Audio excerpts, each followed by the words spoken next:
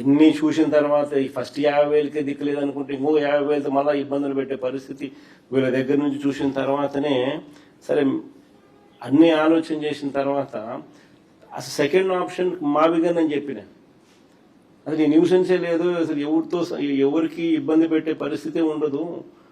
ఆ 110 కిలోమీటర్ల హైవేస్ ఈ పక్క ఆ పక్క కారిడార్ కింద డిక్లేర్ చేసేస్తే డే 1 నీకు క్యాపిటల్ డిక్లేర్ అయిపోయినట్టే. ఆ 110 కిలోమీటర్లకు ఇటువైపున అటువైపున అని చెప్పి నేను అది కూడా చెప్పిన. ఈ ఒక ఎయిర్పోర్ట్ ఇక్కడ కడతా ఉన్నారు, ఇంకొక ఎయిర్పోర్ట్ అనేది పర్మిషన్ రాదు, ఫీజిబుల్ కాదు.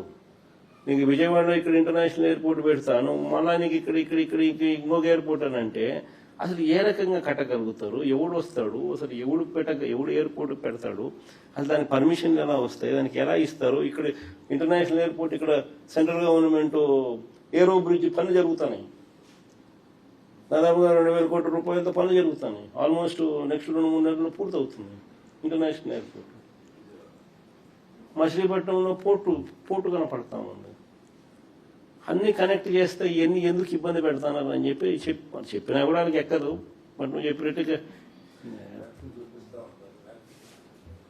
మా ఊర్లో ఒక్క డెవలప్మెంట్ వర్క్ లేదు సార్. ఉండవల్లికి వచ్చే వరకు డెవలప్మెంట్ వర్క్ వీళ్ళు చెప్పే పరిస్థితి ఇప్పుడు కాదు, ఇంకొక 30 ఏళ్ళ తర్వాత కూడా మనకు రాజధాని ఎక్కడ ఉందనంటే ఎక్కడా ఉండదు. ఎందుకంటే పనులు జరగవు.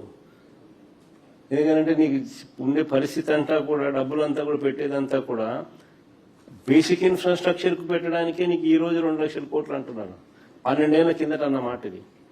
వాస్తవం చెప్పాలంటే 12 ఏళ్ల కిందట వీళ్ళు వరల్డ్ బ్యాంకు మిగతా బ్యాంకులకు సెంట్రల్ బ్యాంకుకి ఇచ్చిన డిపిఆర్ ప్రకారం ఎకరాకు 2 కోట్ల రూపాయలని 12 ఏళ్ల కిందట ఇచ్చినారు.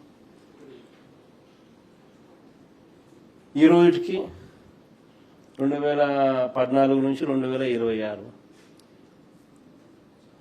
మామూలుగా ఇప్పటికీ పెరిగిండాల. అప్పట్లో 2 కోట్లు అనింది ఇన్ఫ్రాస్ట్రక్చర్ కాస్ట్.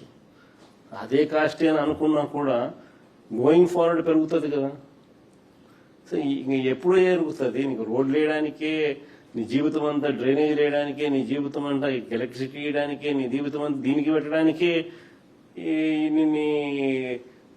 ఇప్పుడు లెక్కల ప్రకారమే 1,00,000 ఎకరాలు ఇంటూ 2 కోట్లు అంటే 2 లక్షల కోట్లు అంటే అది ఇంకా దశాబ్దాలు పెరిగే కొద్దీ 2 లక్షల కోట్లు 4 లక్షలు అవుతుంది, 4 లక్షలు 10 లక్షలు అవుతుంది, 10 లక్షలు 20 లక్షలు అవుతుందని అంటే ఎప్పుడు జరుగుతాయి ఇంకా మిగతాటి?